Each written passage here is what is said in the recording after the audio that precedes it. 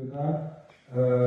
Les annonces qu'on a pu avoir hier que le président a pris la parole, font que François a dû repartir sur Paris.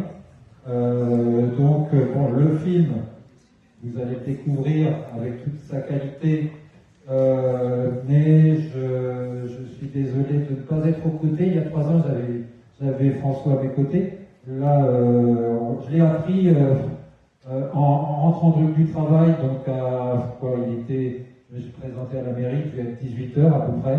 Donc je l'ai appris à 18h, donc un tout petit peu avant vous. J'ai eu son collaborateur parlementaire quasiment dans la foulée. Alors, François nous a préparé une petite vidéo pour après le film, malgré tout.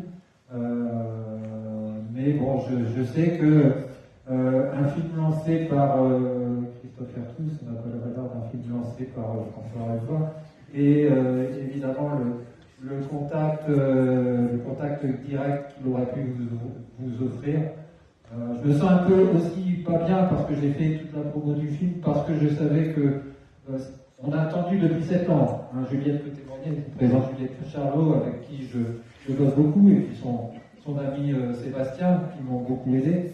Mais voilà, donc on a beaucoup travaillé pour qu'il puisse être là, et puis je souhaitais vous offrir sa présence, et il y a un nouveau débat comme pour Debout les femmes, et on avait fait Jeux du Soleil avant 2020, à la salle des fêtes. Ça ne se fera pas ce soir. En tout cas, il pense à vous, et il vous a fait un petit message. Je tiens à remercier, parce que tout ça, ça se fait dans notre salle de cinéma municipal. Donc, ça n'a pu se faire que parce que lorsqu'on a eu l'idée de l'initiative, Madame Quignon, elle nous a dit Banco, super, moi ça me convient parfaitement. Donc, merci Catherine pour tout ce que tu fais pour notre commune, pour ta commune, et puis pour toutes les actions culturelles, entre autres, et tout le reste qui va avec. Merci Catherine.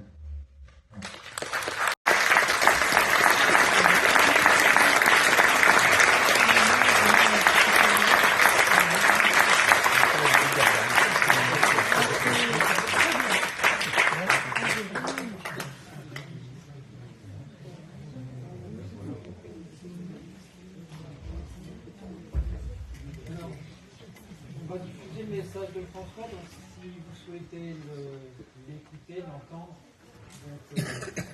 accordez-nous encore 5 minutes. Déjà, merci d'avoir assisté à ce... Je ne sais pas si vous m'entendez tous. Ça va? Non. Ça va? Oui. Donc voilà un film avec une problématique, en tout cas un éclairage.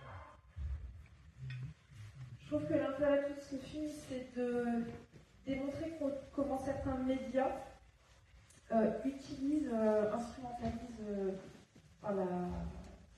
la diffusion de la parole. Disons plutôt comment des messages toxiques circulent et divisent les populations. Là, on cible les travailleurs avec des discours qui sont définiants. Et souvent, je me souviens dans la discussion d'échange que j'ai avec François Ruffin, c'est de dire c'est pas uniquement un film contre Sarah Salman, une caste puissante qui effectivement prend la parole et diffuse un message qui est plutôt dénigrant envers les travailleurs, mais c'est aussi la problématique que la diffusion de ces messages se retrouve infusée dans toute la société par des gens qui sont parfois également précaires et qui reprennent ces discours de gens puissants qui sont complètement hors sol en fait. Et c'est là où c'est dangereux de voir cette manière de voir ces messages diffusés de cette manière. Donc, alors, François Ruffin, on a eu son attaché parlementaire qui nous expliquait que voilà, François il tourne des films tous les 2-3 ans, donc il y aura de nouvelles problématiques. On a eu déjà tous les ans, on a eu des films ici diffusés à Montdidier, Je veux du soleil, Debout les femmes.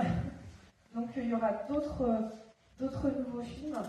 Et sur la question de comment contrer ces médias puissants qui diffusent parfois des visions assez toxiques de la société qui sont là pour nous diviser en fait. Comment lutter contre ça? Ce genre de film, voilà, sème de petites graines et on peut aussi défendre un message et prouver. On essaye de prouver que non, les travailleurs ne sont pas fainéants et qu'on a des exemples tous les jours. Voilà. Et donc on vous promet la présence de François dans 2 ou 3 ans pour son prochain film. Il y a aucun... Plutôt 3 ans en général. La dernière fois c'était 2022. Donc allez, on est en 2025-2028. Et là, je laisse Fabien nous lancer l'intervention de François. Bonjour à vous, bonjour habitants, habitantes de Montdidier. Je suis vraiment au regret de ne pas être avec vous ce soir. C'était vraiment un plaisir pour moi que de vous rendre visite et d'être aux côtés de Madame le maire et de vous pour la présentation de Au Boulot. J'espère que ce film vous a plu. Alors évidemment, je suis retenu à Paris parce que il y a des grandes questions internationales, vous l'imaginez, sur l'Ukraine, sur l'Union européenne, sur l'économie de guerre, sur les coupes dans les budgets sociaux pour financer l'armée, un tas de questions qui se posent à nous aujourd'hui et je participe au débat public à Paris pour peser un peu pour que ça aille pas contre les gens. Voilà, donc je suis pas là et dire peut-être quelle est la genèse du film qu'on a fait avec Gilles Perret. Gilles Perret qui d'ailleurs vient de recevoir, vous l'avez peut-être vu, mais le César du meilleur documentaire pour La ferme des Bertrands. Mais ce qu'on a fait Au Boulot, en fait, né de notre précédent film, Debout les femmes, qui était tourné pendant la crise Covid, avec notamment des auxiliaires de vie sociale.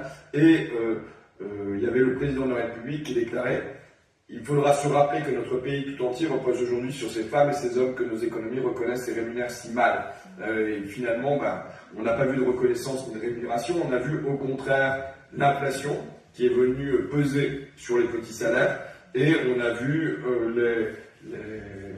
la retraite à 64 ans qui est venue peser encore davantage sur les métiers physiques et populaires. Et donc, avec Gilles Perret, à ce moment-là, au moment où il y avait des blocages sur la zone industrielle d'Amiens, au moment où j'étais dans les cortèges, et puis où 80% des Français se disaient opposés au report de la retraite à 64 ans, on s'est demandé comment rendre compte de ce moment, sachant que les gens, finalement, ils nous parlaient moins de leur retraite que de leur travail au présent, avec fierté, mais avec aussi les difficultés. Et on s'est dit, voilà, on voudrait bien faire un film sur notre France au boulot, un peu en errance dans cette France-là, avec une difficulté pour nous, qui est qu'un film de Ruffin et Perret sur les ouvriers et les employés, ça manque d'originalité. Donc c'est Bobby Lapointe qui chantait « J'ai fantaisie de mettre dans ma vie un petit brin de fantaisie, youpi, youpi ». Je pense que si on filme du cinéma, c'est pour mettre dans nos vies, mais aussi dans les votes, un petit brin de fantaisie, youpi, youpi. Et on en aurait bien besoin en ce moment. Donc, le brin de fantaisie, il est venu de ce plateau des grandes gueules où j'ai croisé Sarah Salman et où j'ai réussi à la ferrer, à la pâter et à l'emmener avec nous pour que, par effet de contraste, on produise un récit à travers la Picardie et ailleurs sur les travailleurs et les travailleuses qui tiennent le pays debout. Voilà, donc j'espère que ça vous a plu et j'espère surtout qu'à la fin, pour tous les métiers qui sont à l'écran, pour tous les métiers qui ont été identifiés comme essentiels, comme indispensables, pour tous les invisibles, on parvienne à, pour de bon, à avoir reconnaissance et rémunération. Voilà, je vous souhaite une bonne soirée, je vous dis mon regret à nouveau de ne pas être avec vous ce soir.